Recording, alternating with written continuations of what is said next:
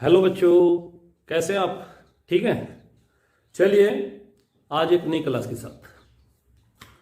इससे पिछले वाली क्लास में हम लोगों ने भाज्यता के नियम को कुछ पढ़ा था और हम लोगों ने 2, 3, 4, 5, 6 छह तक के भाज्यता के नियम देखे थे। अब यहाँ से आगे बढ़ेंगे। ठीक है। मुझे उम्मीद है कि आप लोगों ने अपने एग्जाम्पल सेट करके उन नियमों को देखा होगा और गणित में बड़े महत्वपूर्ण होते हैं। कंपटीशन के लिए आप लोगों ने इनको तैयार करना पड़ेगा। तो चलिए आगे बढ़ते हैं। आज मैं बात करूंगा 6 से आगे की। देखिए 6 से आगे 7 के लिए हम बात करेंगे 7 की भाज्यता का नियम। 7 की भाज्यता,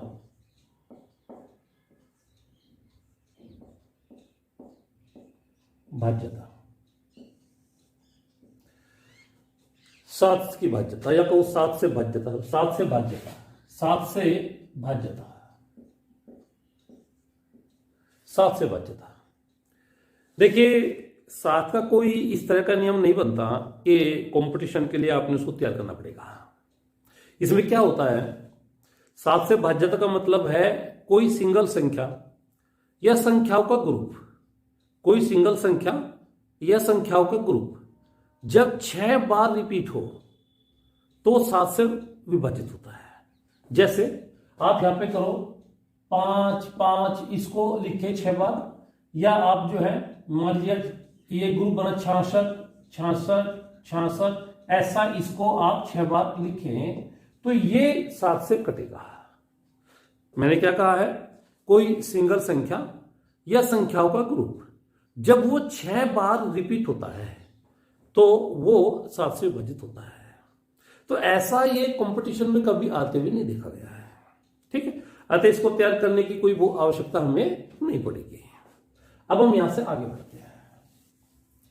हम यहां से आगे बढ़ जाते हैं और हम तैयार करेंगे 8 से भाज्यता। 8 से भाज्यता। तो देखो भाई, जब किसी संख्या के इकाई, दहाई व सैकड़ा के सम्मिलित अंक 8 से विभाजित होते हैं तब वह पूरी की पूरी संख्या 8 से विभाजित हो जाती है। मान लीजिएगा कोई संख्या में लिखूंगा, सबसे पहले समझेंगे उसको।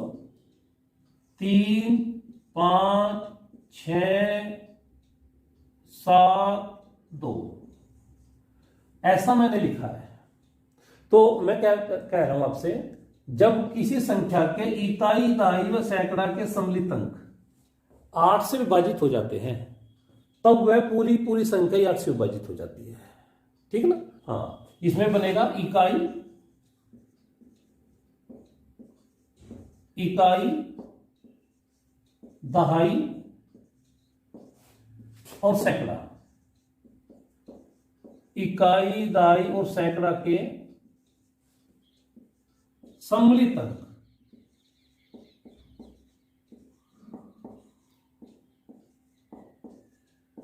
सम्मिलित अंक, इकाई, दहाई और सैकड़ा के सम्मिलित अंक जब 8 से विभाजित हो जाते हैं तब वह संख्या पूरी पूरी संख्या 8 से विभाजित हो जाएगी।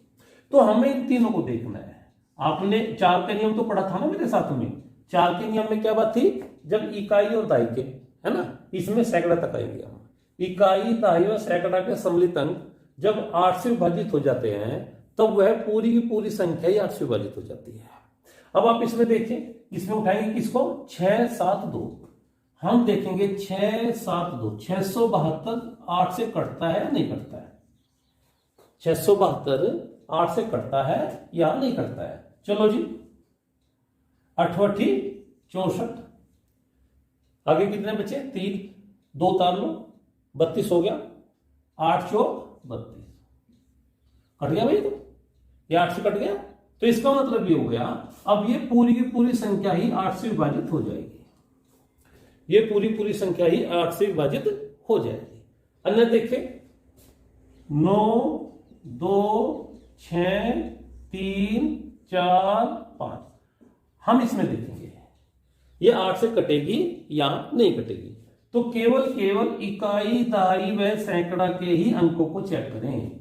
इकाई, दहाई व सैकड़ा के अंकों को चेक करें, सम्मिलित अंकों को कि 8 से कटेंगे या नहीं कटेंगे। तो इसमें आप 8 का पहाड़ा चला के यहीं पे देख लीजिएगा, है ना। 8 चौक 32, 8 चौक 32, 3 बचे, है ना, 2 बचे और 5 उतार लो, 24 हो गया। 8 तिया 25 हो गए, 8 तिया 24, नहीं कटा। दोबारा देखें, इसमें चलाएंगे 8 चौक 32, 2 बचे, 5 उतार लो, 25 हो गया।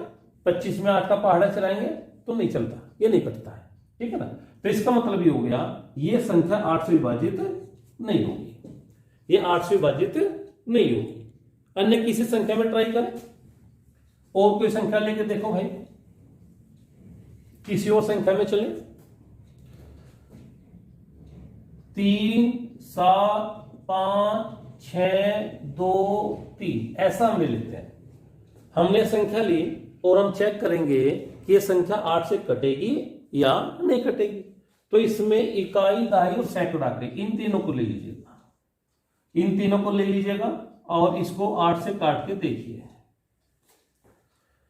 62 में चलाइए, 8 सती 56, 8 सती 56, 7 बार चल गया, कितना बचा भाई? 62 में 56 गया, 6 बचा, और फिर 3 उतार लीजिएगा, 63 हो गया। 8 सती 56, अब ये ऐसा हो गया, पूरा तो नहीं कटा, पूरा तो नहीं कटा। तो इसका मतलब ये हो गया कि ये संख्या भी 8 से नहीं कटेगी, ठीक है। तो इसमें क्या बना, पूरी संख्या को नहीं लेंगे, केवल इकाई, दहाई और सैकड़ा के ये तीनों अंकों को ले लेंगे।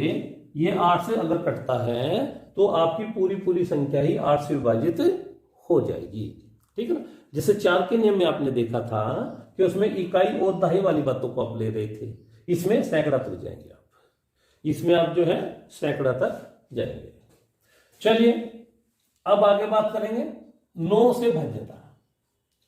9 से भाज्यता, 9 से भाज्यता के नियम देखेंगे भाई। तो 9 से भाज्यता के नियम में क्या पढ़ेंगे, इसमें होता है जब संख्या के अंकों का योग 9 से विभाजित हो जाए, जब संख्या के अंकों का योग 9 से विभाजित हो जाए तब वह पूरी की पूरी संख्या 9 से विभाजित हो जाती है, ठीक है ना। संख्या के अंकों का योग,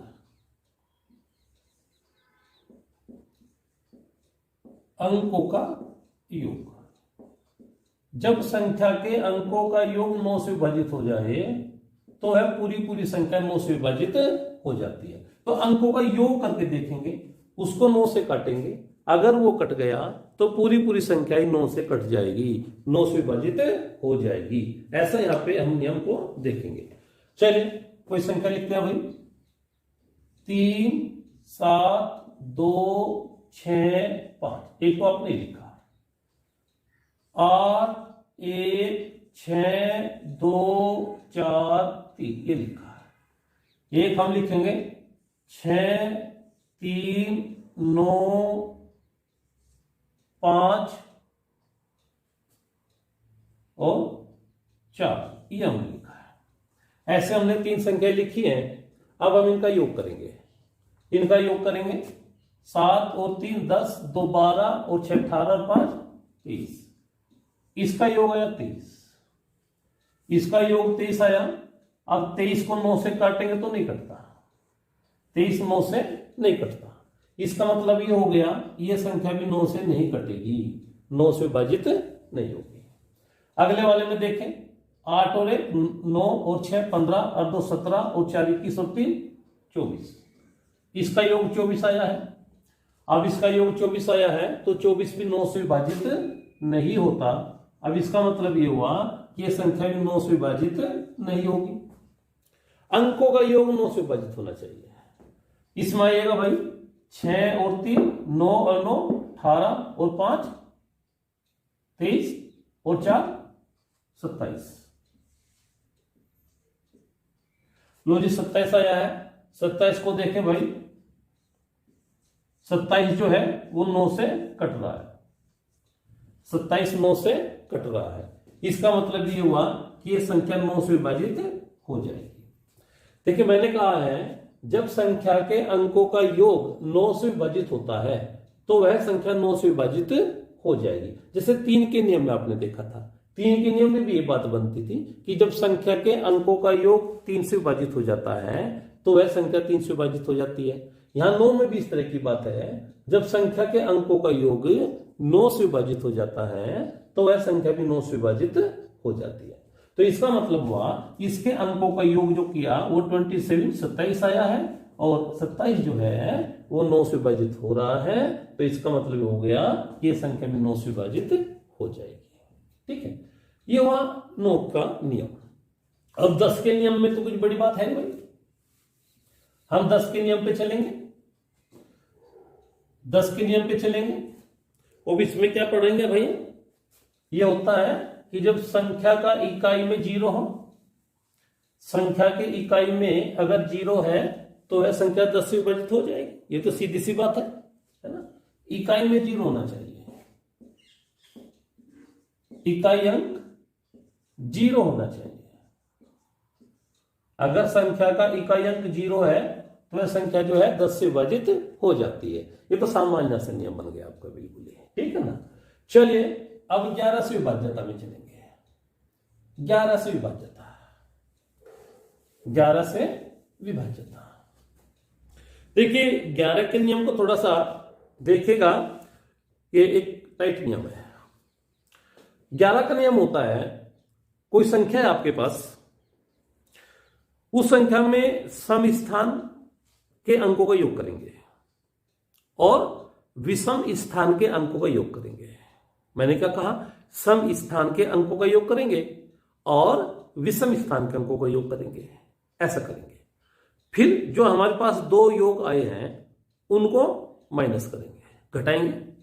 घटाने के बाद जो संख्या बची या तो वो 0 होना चाहिए, शेष जो आएगा घटाने के बाद, या तो वो 0 होना चाहिए, नहीं तो 11 का मल्टीपल होना चाहिए, अर्थात 11, 22, 33, 44 इस तरह का होना चाहिए।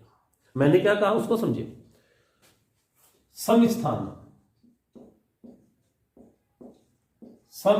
के अंक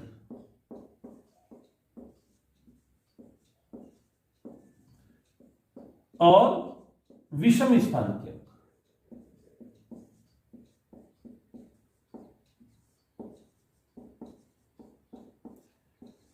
थोड़ा सा ये जो 11 की भाज्यता वाली बात है इसको तो ध्यान से देखिएगा। सम स्थान, यहां स्थान शब्द है भाई, सम अंक नहीं है, स्थान की बात है। सम स्थान के अंक और विषम स्थान के अंक। मैं कोई संख्या लिखा के इस नियम को बताऊंगा आपसे। मान लीजिए आपने लिखा है 6, 3, 5, 4, 2, 8, 1।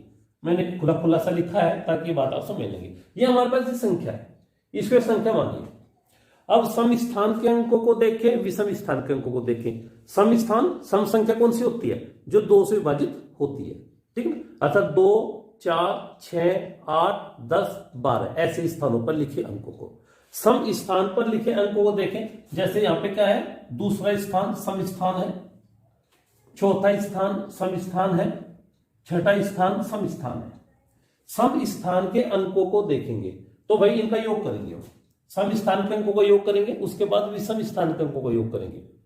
इनका योग कितना आएगा, 3 और 4 7 और 8 15। इनको आप ऐसे करेंगे 3 + 4 + 8, इनका जो योग बना हमारे पास 15 आया। सम स्थान के अंकों का योग, सम स्थान के अंकों का योग हमारे पास क्या आया है, 15। अब विषम स्थान को पकड़े, विषम स्थान वाली ये बात 1 3 5 7 ऐसे। विषम स्थान के अंकों को देखें, इनका भी योग करेंगे, 6 + 5 + 2 और +1। इसको बोले भाई 6 और 5 11 और 2 13 और 1 14।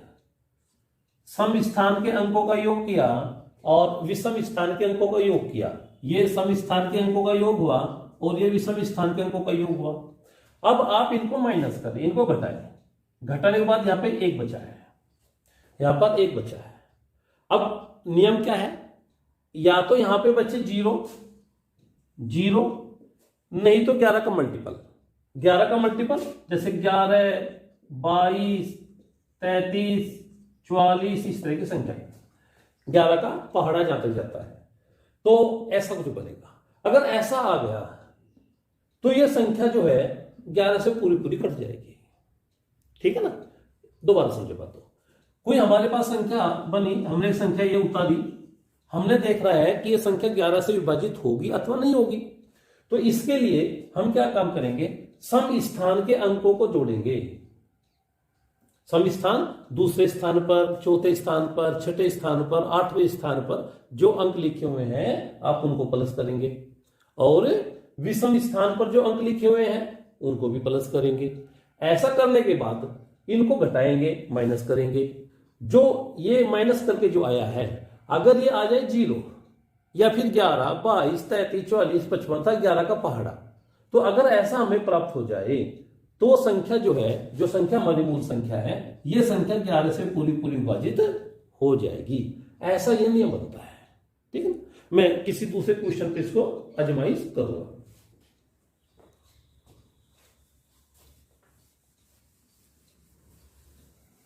और देखते हैं भाई कुछ, ये लीजिएगा,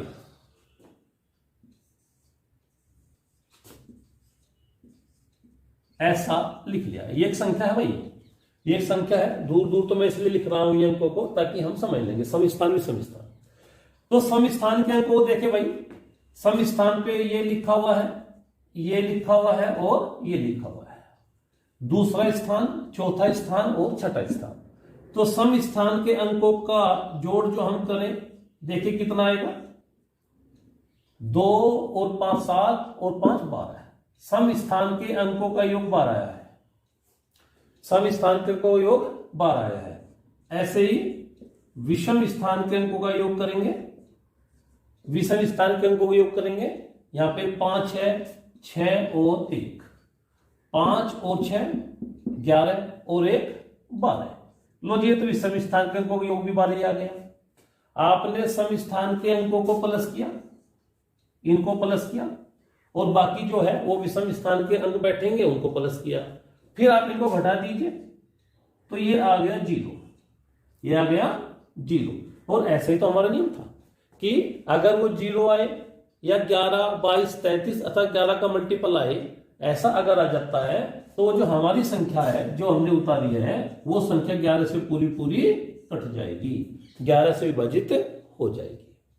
ठीक है, आप मेरी बात समझे हैं? किसी दूसरे एग्जाम्पल को देखते हैं। चलिए कोई और एग्जाम्पल रखते हैं, और एग्जाम्पल उठाते हैं। ये थोड़ा सा मुश्किल सा बनता है। लो जी, ऐसा हम एक संख्या लिखी, अब इसमें आजमाइश करेंगे।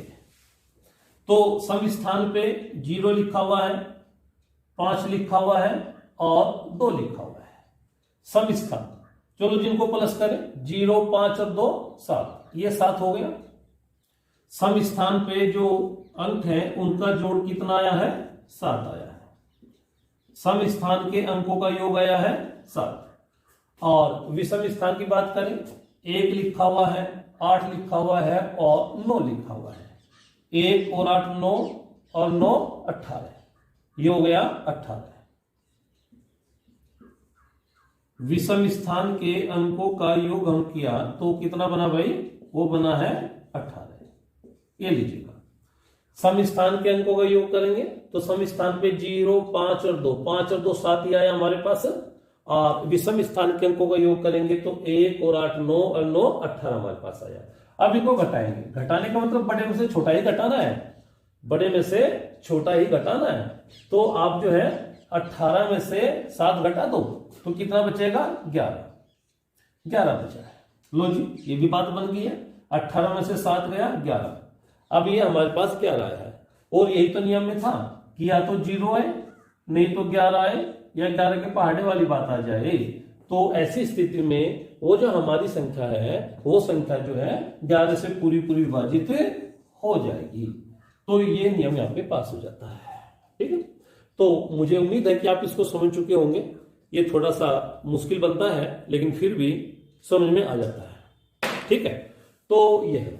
अच्छा, यहां तक के तो नियम चलो इस तरह के बनते हैं। आगे हम चलने 11 से आगे बढ़े, 12, 13, 14, 15, 16 कहीं तक भी चले जाएं, उसका भी तो कुछ नियम होगा। देखो उसके लिए क्या होता है, मैं उसको बता देता हूं आपसे, फिर यहां से आगे की भाज्यता को हम किस तरह से आंकते हैं उसको देखिएगा। मान लीजिएगा कोई संख्या है हमारे पास, कोई संख्या है हमारे पास, काफी बड़ी संख्या है ये, और हमने इस संख्या को काटना है किससे, मान लीजिएगा इसको 33 से काटना है, इसको 33 से काटना है, ये कटेगी या नहीं कटेगी ये हमें देखना है। तो इसमें क्या होता है, हम इस 33 को ब्रेक करते हैं, 11 तिया 33, ऐसे 11 तिया 33, और अब हम इसको 33 से ना चेक करके हम चेक करेंगे 11 से और 3 से। अगर ये संख्या 11 से और 3 से विभाजित हो जाती है अलग अलग, तो इसका मतलब ये हो गया कि यह संख्या 33 से विभाजित हो जाएगी।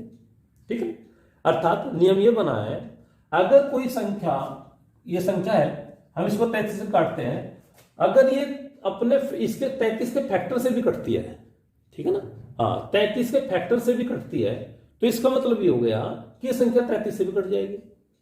ठीक है, दो बार देखें, कोई संख्या हमारे पास है, अगर इस संख्या को 42 से विभाजित करना चाहते हैं, और ये चेक करेंगे कि 42 से पूरी पूरी कटेगी या नहीं कटेगी, तो आप 42 को न करके इसके फैक्टर कर लेंगे, है ना, क्या करेंगे 7 छंग 42, ऐसा मैंने लिख दिया, ऐसा मैंने लिख दिया, ठीक, कंजुगेट फैक्टर है, कंजुगेट फैक्टर, ऐसा मैंने लिख दिया। तो 42 से चेक ना करके हम 7 से और 6 से चेक कर लेते हैं, ठीक ना, 7 से और 6 से चेक कर लेते हैं, और आवश्यक नहीं है कि यही फैक्टर बनाएंगे, कोई और बना सकते हैं।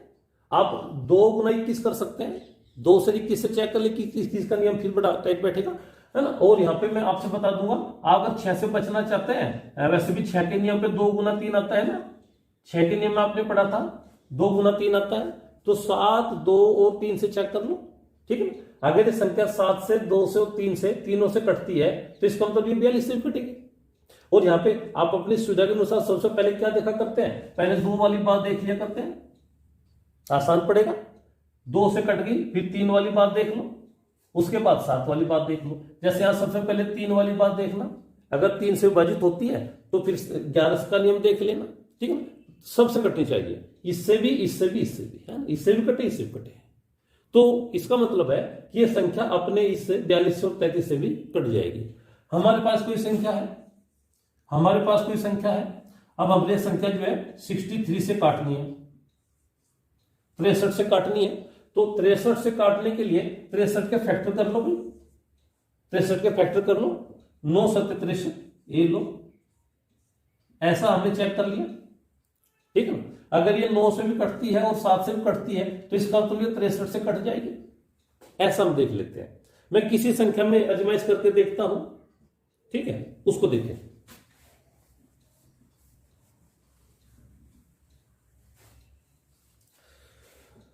कोई संख्या हम उतारते हैं, 9 5 2 6 7 2, ये हमारे पास एक काफी बड़ी संख्या है, और हम चेक करेंगे कि यह संख्या किससे, लो भाई 42 से लेते हैं। हमें बताना है कि यह संख्या 42 से विभाजित हो रही है अथवा नहीं हो रही है। तो 42 को न लेकर के मैंने क्या 7 6 42 ऐसा चेक कर लिया, ठीक। और यहां 6 का नियम में क्या था कि वो 2 से भी कटे और 3 से भी कटे, ऐसा हो गया ये, ठीक है ना, कि ये 2 से भी कटे और 3 से भी कटे। इसको भी देखेंगे, इससे भी देखेंगे, इससे भी देखेंगे। तो सबसे पहले तो 2 से ट्राई कर लेते हैं, 2 से ट्राई कर लेते हैं, और 2 से तो यह संख्या कट रही है भाई। 2 का नियम क्या था, किसी संख्या का इकाई अंक 0 2 4 6 8 इस तरह का अगर है तो संख्या 2 से विभाजित हो जाती है, नियम नंबर 1 में, ठीक है। तो इसके इकाई अंक तो 2 है, इसका मतलब यह संख्या 2 से कट गई, तो 2 से तो ये पास हो गई, यह संख्या 2 से पास हो गई। अब आइए 3 के नियम में।